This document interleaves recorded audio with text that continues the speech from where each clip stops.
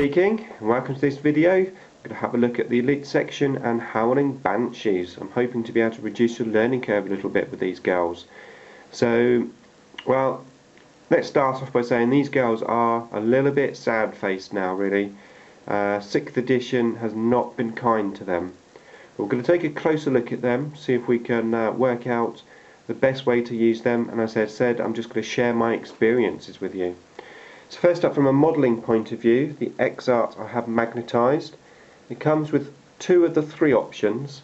It comes with the Executioner, and it comes with the rather awesome looking mirror swords, which, if I can get on the right way, there we go, which I think look pretty cool, to be honest with you. I love the mirror swords. There is the Triskel option, but they don't come with the Triskels. And to be fair, I never modelled a Triskel up because I never found the use for it. But we'll come to the X-Art and the different options later in the video. So these girls here, I was doing very, very well with them in 5th edition. So much so that they were actually on my modelling desk ready to be painted when 6th edition hit. And 6th edition, as I said, hasn't been kind to them. Now the main reason for that is power weapons. They have power weapons, fantastic, but AP3 swords now. I know there were some people that were chopping these up and putting power axes on there, but that's now been FAQ, so you can't actually do that. So yeah, they're stuck with power weapons which are AP3.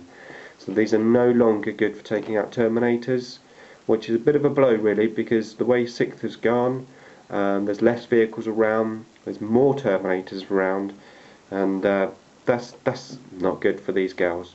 Now the other thing, a major thing, is they can no longer assault from their wave serpents. You know, before you used to drive up to where you want to go, next turn, get the girls out, fleet, assault, and pretty much kill any unit that they went for. Okay, they suffer with strength 3, toughness 3, they've got a few unique war gear options which help resolve that issue, and as usual with a Farseer, of course, giving them Fortune and Doom, even better. So let's have a look at the X-Art. Now in 5th edition, although I really like the mirror sword model, I always use the Executioner, because the Executioner gave you that extra strength, took the strength up, and really helped. With the strength 3 power weapons, then you've got the strength 5 power weapon going off. Okay, you lost your attacks because it was a two-handed weapon, but for me it was the way forward. Slightly different now in 6th edition, because these mirror swords here are not classed as power weapons. These are classed as ignore armor save weapons. So they will ignore armor saves. So, okay, they're strength 3, but on the charge you'll get 5 attacks, and weapon skill is pretty good, weapon skill 5.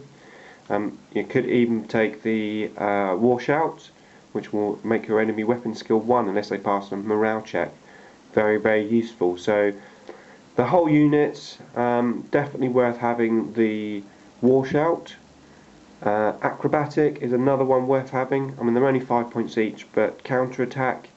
So leadership test, if you get assaulted, then you get your +1 attack.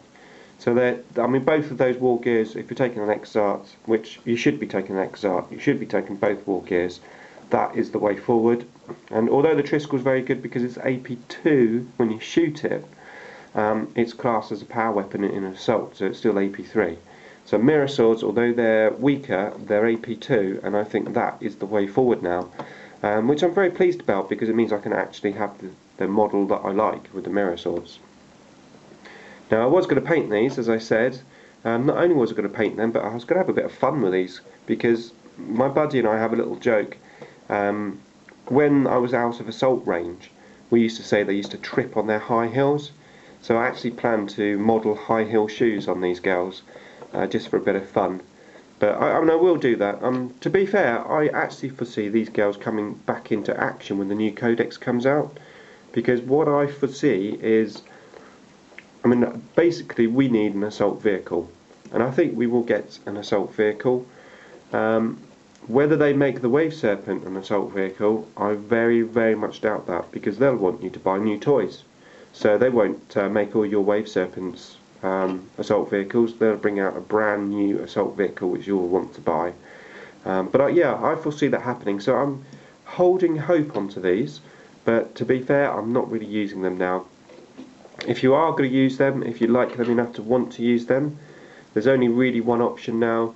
On foot, big unit of 10, and use them a little bit like we discussed with the fire dragons, etc., where you have them behind your front flanks as like a secondary backup unit.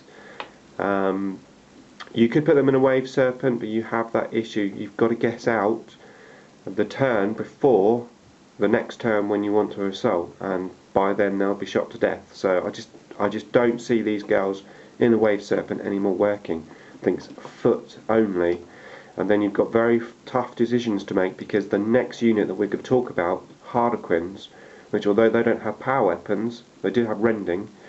They've got a few extra nice features to have for being on foot. So it's going to be a tough call.